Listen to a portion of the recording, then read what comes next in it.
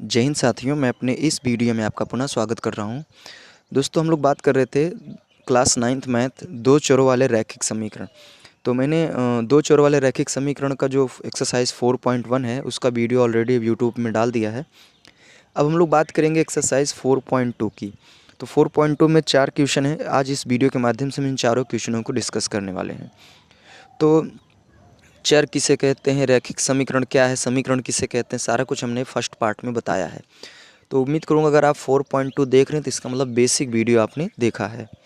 तो आइए हम लोग स्टार्ट करते हैं पहले क्वेश्चन। इसमें कहा जा रहा है कि निम्नलिखित विकल्पों में से कौन सा विकल्प सत्य है और क्यों सत्य है। सवाल दिया है y बराबर 3x + 5। इसके ऑप्शन है एक अद्वितीय हल है, केवल दो हल है, और यहाँ पे तीसरा ऑप्शन है अनेक हल हैं।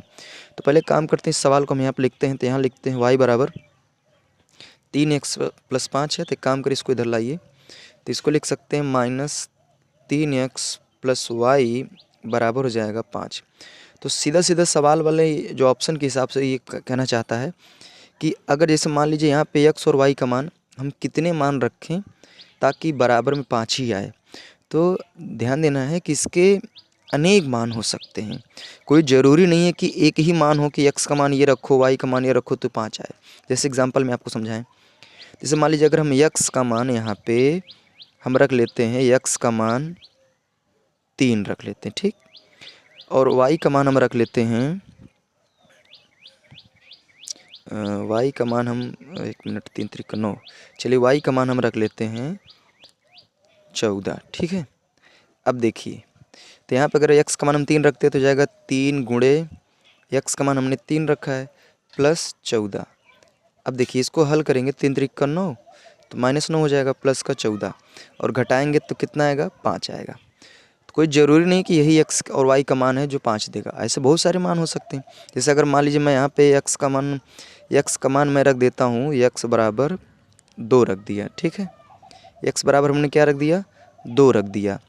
और y का मान हम रख सकते हैं, y का मान हम 11 भी रख सकते हैं, ठीक। जैसे 11 रख दिया। आइए देखते हैं।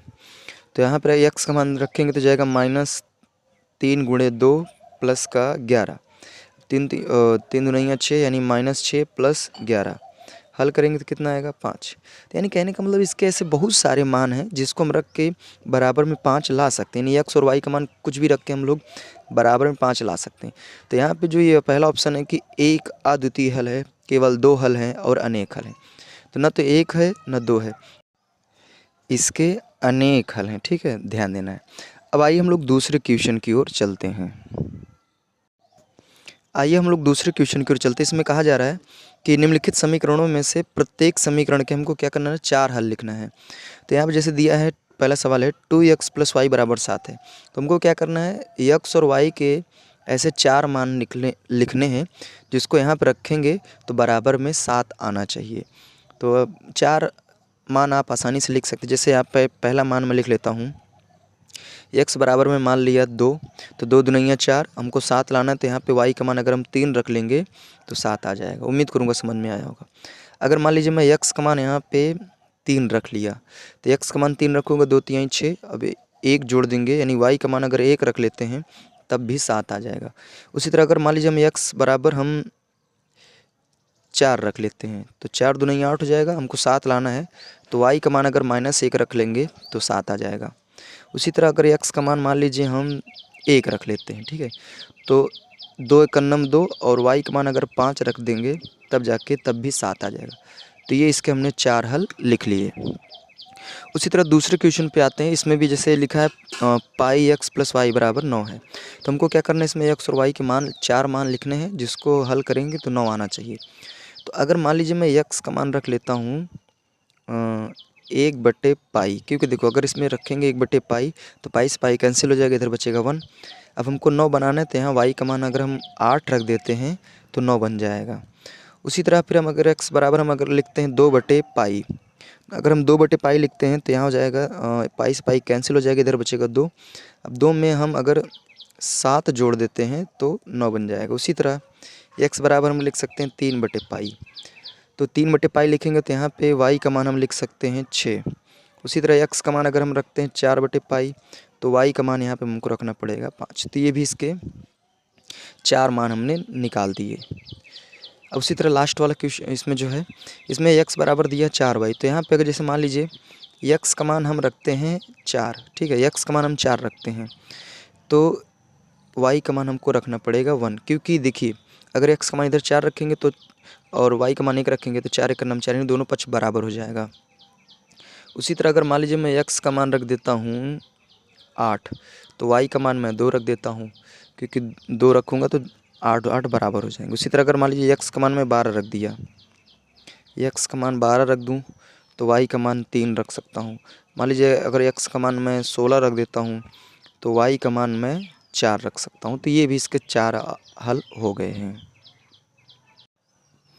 आइए इसी तरह हम लोग तीसरे क्वेश्चन की ओर चलते हैं। इसमें कह रहा है कि बताइए कि निम्नलिखित हलों में से कौन कौन समीकरण x - 2y बराबर 4 के हल हैं और कौन कौन से नहीं हैं।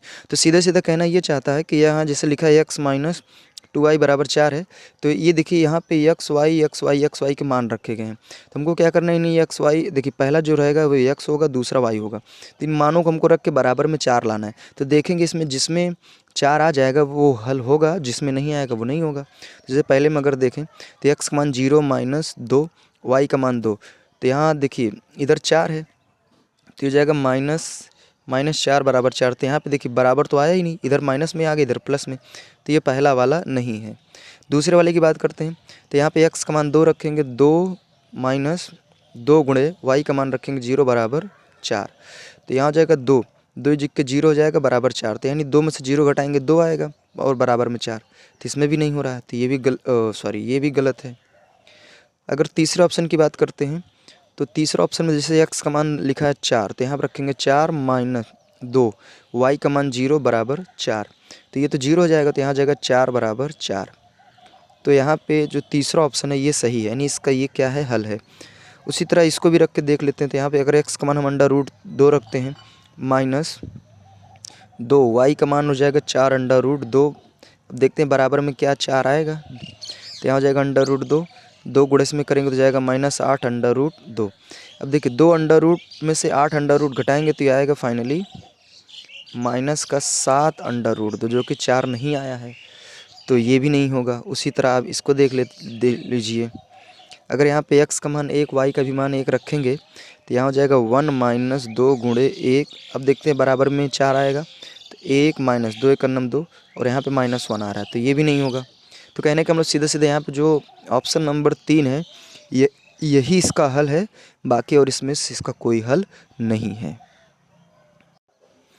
आइए चौथे क्वेश्चन की ओर चलते। इसमें कहा जा रहा है कि k का मान ज्ञात कीजिए जब x बराबर 2 y बराबर 1 समीकरण 2x + 3y बराबर k का एक हल है। तो सीधा सीधा यहाँ पे हमको k का मान बताना है, x y का मान दिया गया है तो कोई दिक्कत नहीं, रखते हैं 2 गुणे x का मान 2 दिया है प्लस 3 गुणे y का मान 1 दिया, बराबर में हमको k निकालना है।